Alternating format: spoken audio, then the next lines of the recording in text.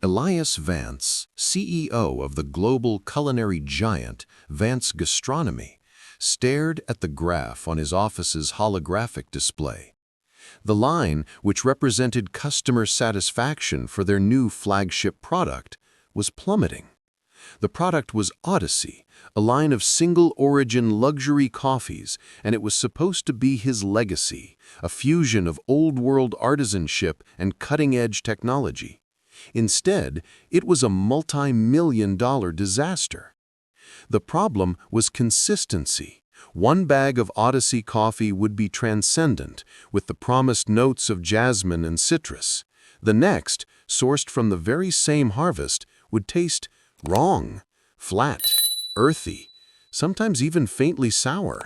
His entire R&D department, a team of food scientists with PhDs, was stumped. Their centerpiece of technology, a revolutionary sorting machine named the Chroma, used spectroscopic analysis to guarantee that only the most perfect beans made it into the final product. It was a flawless, infallible machine, and yet the coffee was not.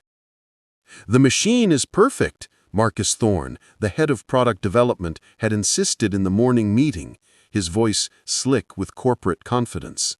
"The variable must be human error, barista training, water temperature." Elias knew it was more than that. He was losing the faith of his distributors, and his father's old rivals in the industry were beginning to circle like sharks. Frustrated and needing to escape the sterile echo chamber of his boardroom, he did what he always did in a crisis. He went undercover. He shed the skin of Elias Vance, the CEO, and became Alex, a freelance writer with a worn leather jacket, a 3-day stubble, and a deep, believable weariness. His destination was the Daily Grind, a small, independent coffee shop in a quiet, artsy neighborhood. It was one of several businesses his company was considering acquiring to turn into a flagship Odyssey experience store.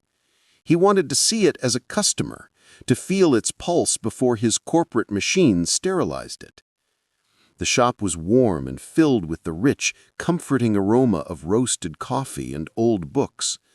Behind the counter, a young woman moved with a quiet, focused grace. Her name tag read Maya. She had warm, intelligent eyes and a calm demeanor that seemed to soothe the frantic energy of the morning rush. She wasn't just pouring coffee. She was performing a ritual, her movements precise and full of a reverence that Elias found strangely captivating. He ordered a pour-over, a simple, honest cup of coffee, and watched her work. She was an artist. When she brought the cup to his table, she hesitated for a fraction of a second. "Is everything all right?" he asked. It's a good coffee," she said, a faint line of worry between her brows. It's a little past its peak. The beans were roasted 9 days ago. The flavor would have been brighter 2 days ago. I'm sorry." Elias was stunned. He was a coffee aficionado, but he would never have been able to detect such a subtle distinction. She wasn't just a barista, she had a gift. A flicker of an idea, a wild, illogical long shot began to form in his mind. He spent the next hour there, nursing his coffee, a plan solidifying. He would return the next day, but he wouldn't be ordering their coffee. He would bring his own. He would bring the Odyssey. He would put her impossible gift to the test, never imagining that this quiet, unassuming barista held the key not just to his company's biggest problem, but to a dark secret hidden in its very heart. The next day, Elias returned to the daily grind, the lunchtime rush in full swing. He carried a small, unmarked bag containing a sample of the latest batch of Odyssey coffee, a batch his own lab had declared analytically perfect that very morning. Maya was behind the counter, a small smile on her face as she greeted a regular. She saw him, and her smile faltered for a second, a flicker of recognition in her eyes. "Back so soon?" she asked, her tone polite but with an undercurrent of curiosity. I have a proposition for you, Elias said, keeping his voice low. He placed the bag on the counter. This is a private blend. I'm a coffee broker, and I'm having some consistency issues. I was impressed by your palate yesterday. I'm willing to pay for your time. Brew it, and tell me, honestly, what you taste. Maya looked at the bag, then at him. She was skeptical, but her passion for her craft overrode her hesitation. I don't need you to pay me. I'm just happy to taste something new. She took the beans, her expression turning serious as she ground them, her nose twitching as she took in the aroma. Her movements were a silent symphony of expertise. As she prepared the pour-over, a man in a suit, sharp and expensive, walked into the shop. His eyes scanned the room with a look of bored ownership. It was Marcus Thorne. Elias's blood ran cold. What was he doing here? Marcus strode to the counter, his gaze landing on Elias. He didn't recognize his own CEO in the shabby writer's disguise. He just saw an obstacle. "Excuse me," he said, his voice dripping with condescension, pushing past Elias. He turned to Maya, who was focused on pouring the hot water in a slow, perfect spiral. "You're Maya, right? I'm Marcus Thorne from Vance Gastronomy. We're the company that's, considering this location." Maya looked up, her focus broken. "Yes, sir. Welcome." Marcus's eyes fell on the brewing equipment and the unmarked beans. "What is this? You're not using the house blend. That's a violation of protocol." "This gentleman asked me for an opinion on his private blend, sir, as a professional courtesy." Marcus let out a short, incredulous laugh. "A professional courtesy. You're a barista. Your job is to pour coffee, not to have opinions, especially not about some street peddler's mystery beans." He gestured dismissively at Elias. "Throw that out and make me a double espresso, and be quick about it." The public humiliation was brutal. The few other customers in the shop turned to stare. Maya's face flushed, a mixture of anger and embarrassment. She looked from Marcus's sneering face to Elias's unreadable one. This was a test of a different kind. She took a deep breath. "Sir," she said, her voice quiet but unyielding, "I will be happy to make your espresso, as soon as I have finished serving this customer."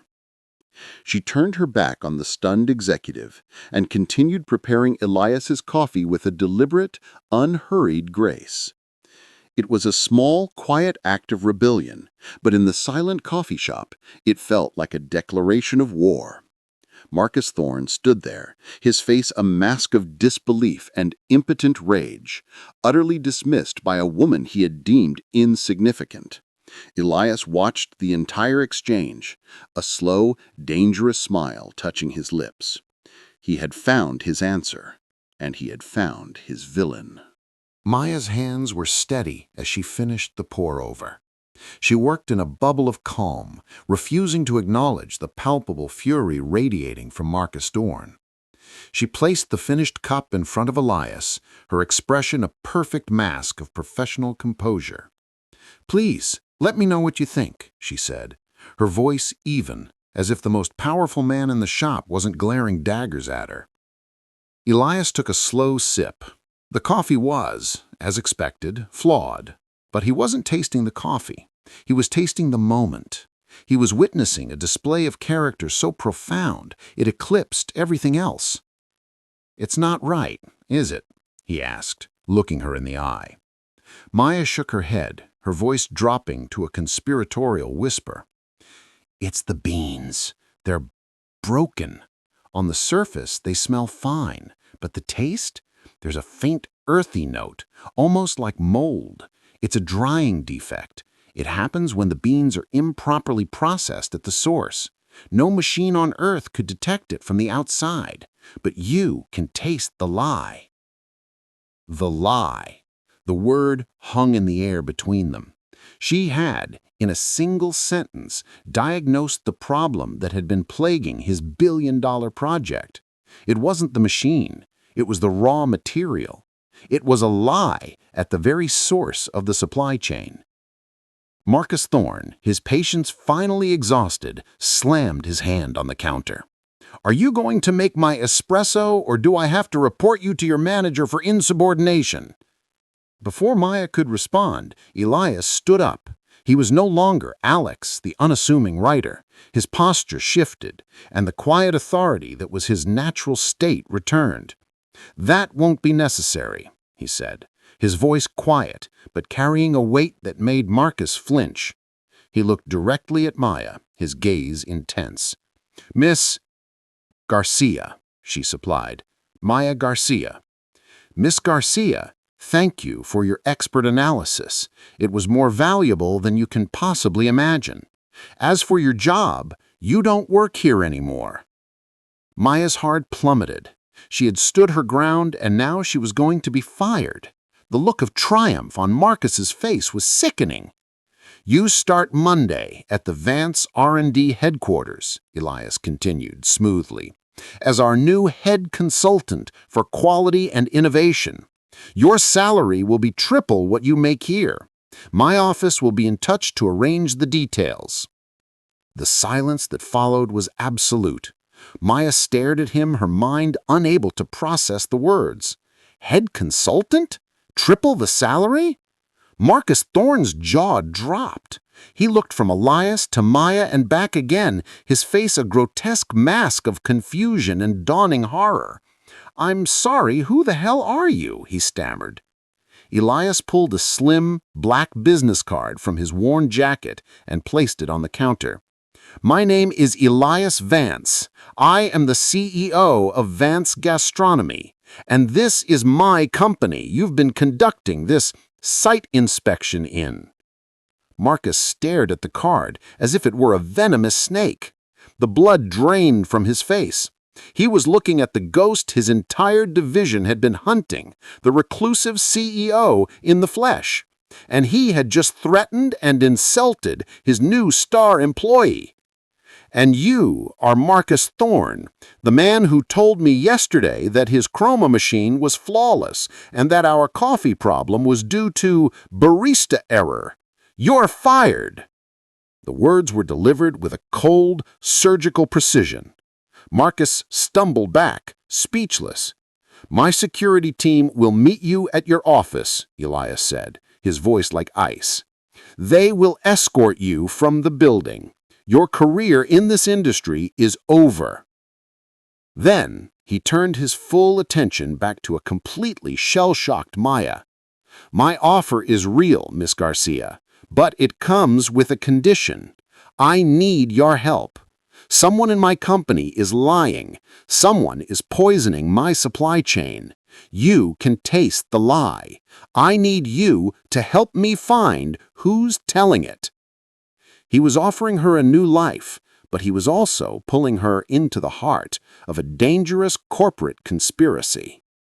Maya Garcia's first day at the Vance Gastronomy R&D headquarters felt like stepping onto another planet.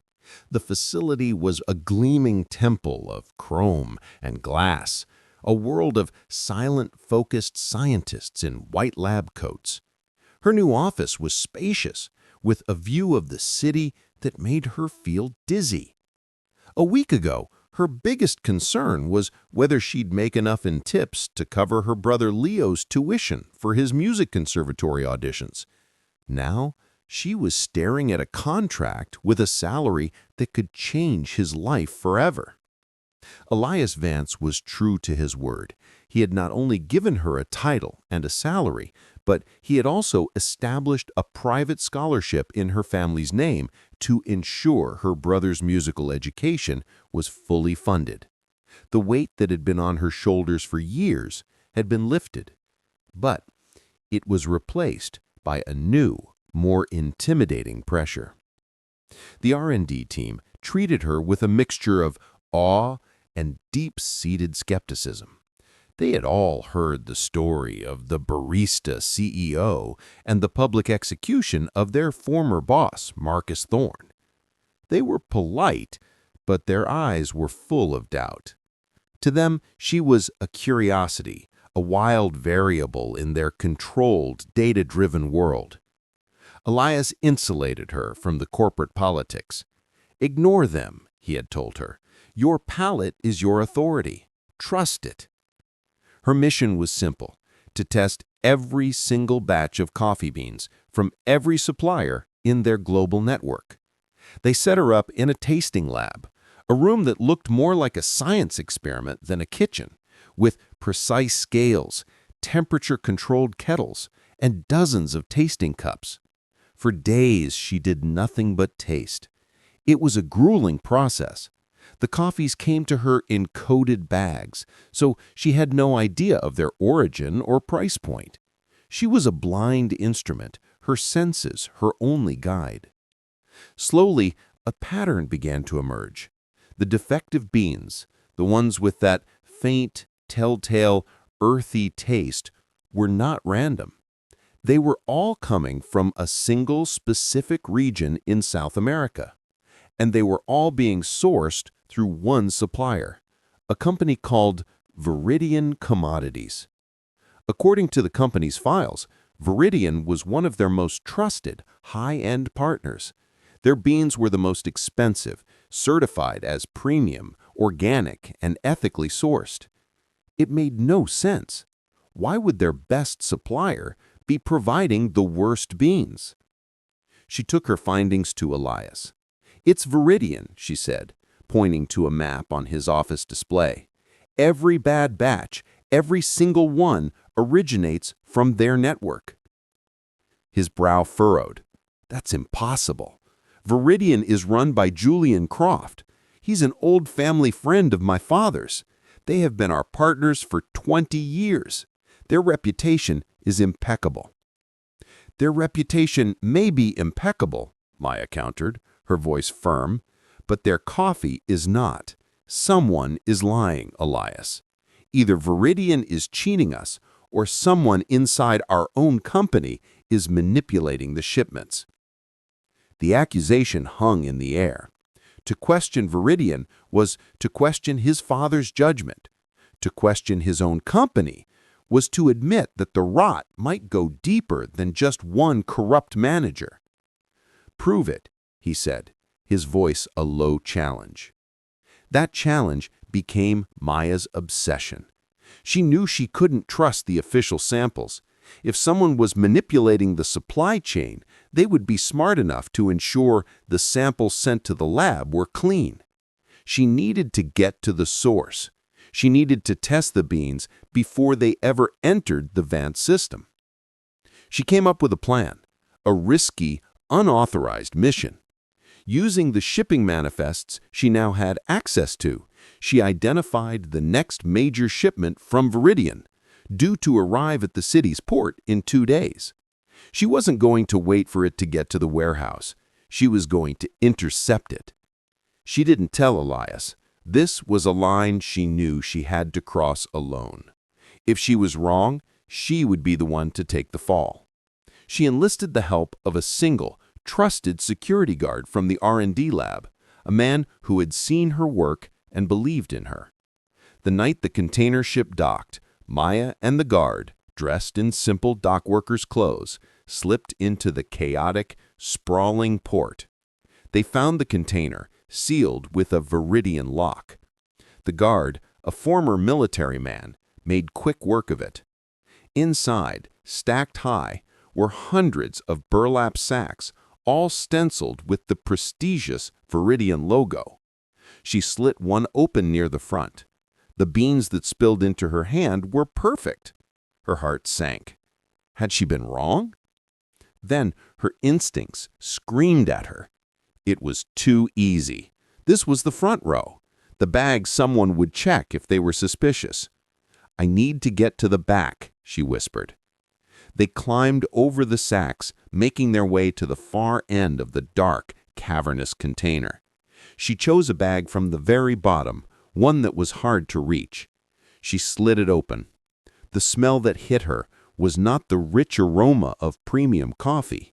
It was the faint, unmistakable scent of damp earth and mildew.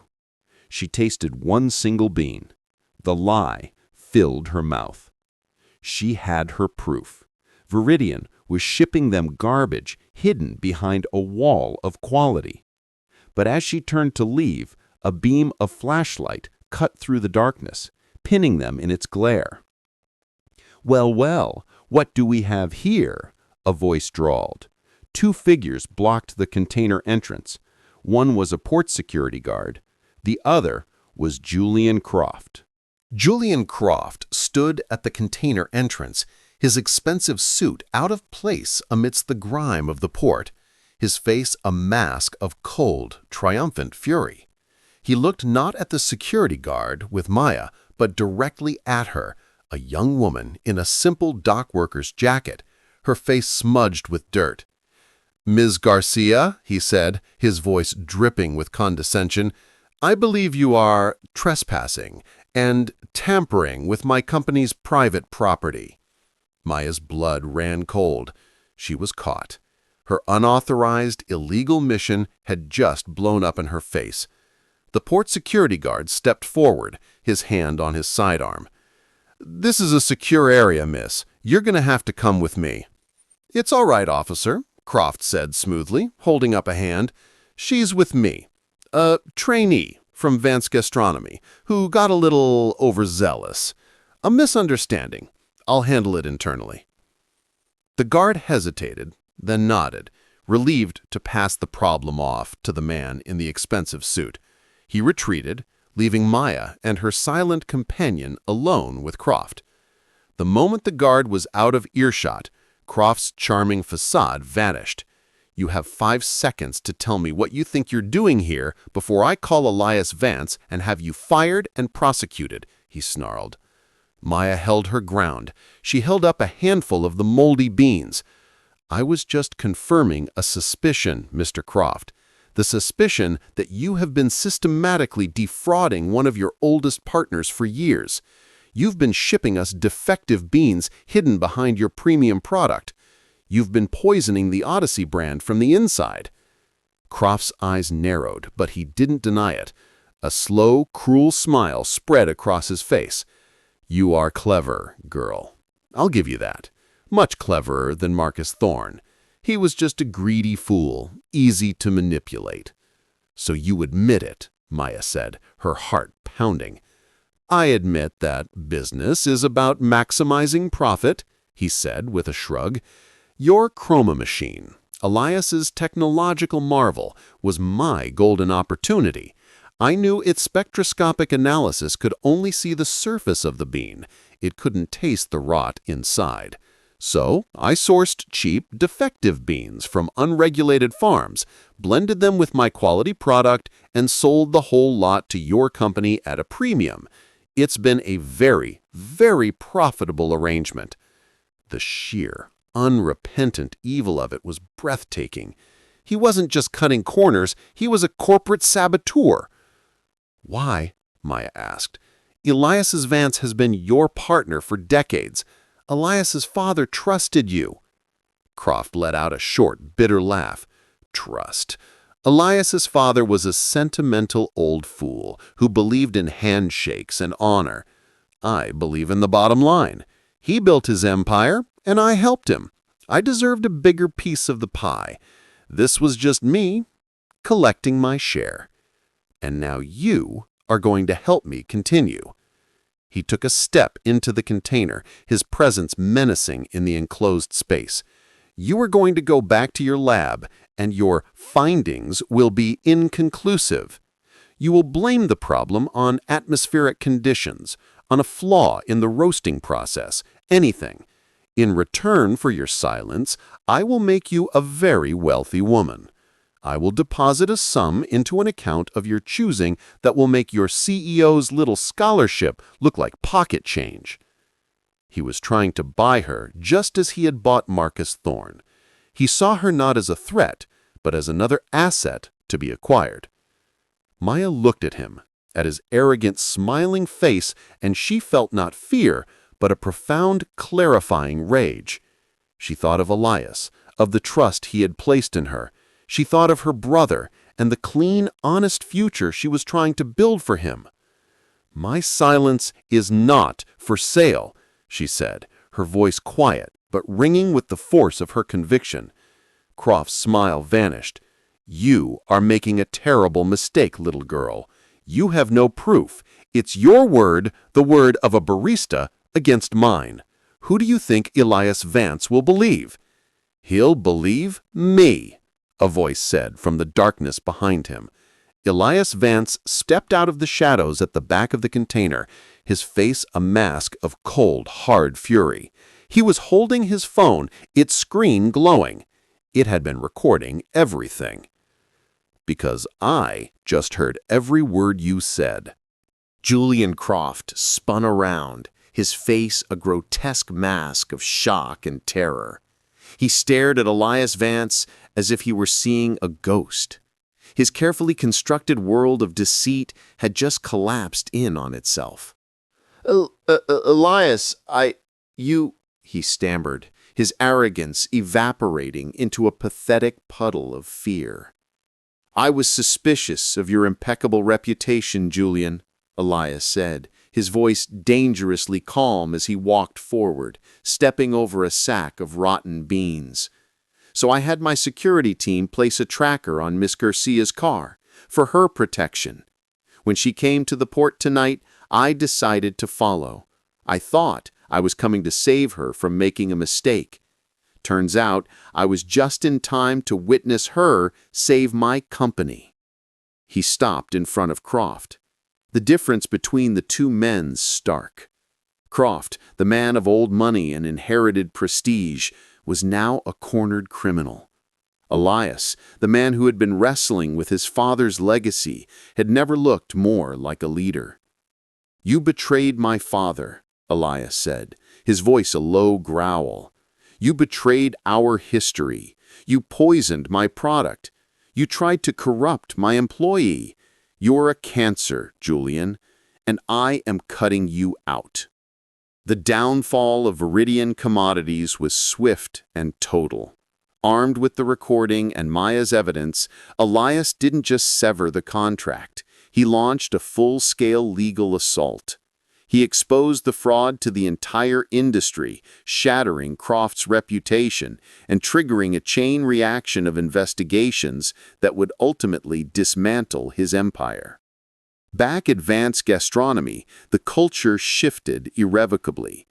The chroma machine, once a symbol of flawed technological arrogance, was repurposed. It was now used as a preliminary sorting tool, but the final, most important quality check was given to a new, elite team of human tasters, all trained and led by Maya Garcia. Her official title became Vice President of Product Integrity, and her palate became the company's new gold standard. The Odyssey coffee line was relaunched, this time with an unwavering commitment to quality and transparency that resonated with customers. It became a symbol of the company's new philosophy that technology was a tool, but the human element, the passion, the expertise, the integrity, was its soul. Elias and Maya's partnership deepened, forged in the crucible of crisis. He was the visionary, she was the truth-teller. He built the grand structures, and she ensured they were built on a solid foundation of character. He had started his journey seeking a solution to a technical problem, and in a small, unassuming coffee shop, he had found the answer not in a machine, but in a person.